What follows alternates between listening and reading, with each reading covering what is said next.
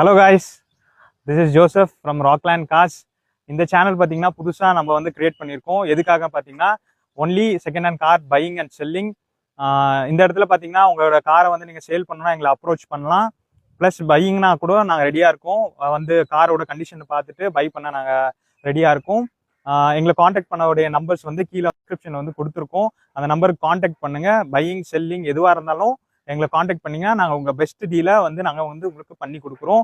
அதே போல் பார்த்தீங்கன்னா நம்ம சேனலில் டெய்லியும் அப்கமிங் டேஸில் டெய்லியும் ஒரு கார் வீடியோ சேனல்ஸ் வரும்.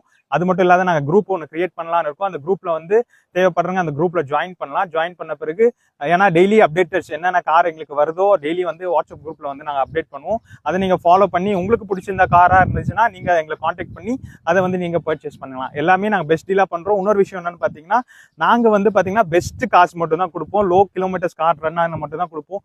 நிறைய கிலோமீட்டர்ஸ் ரன் ஆகிடுச்சு நாங்கள் காரே எடுக்க மாட்டோம்.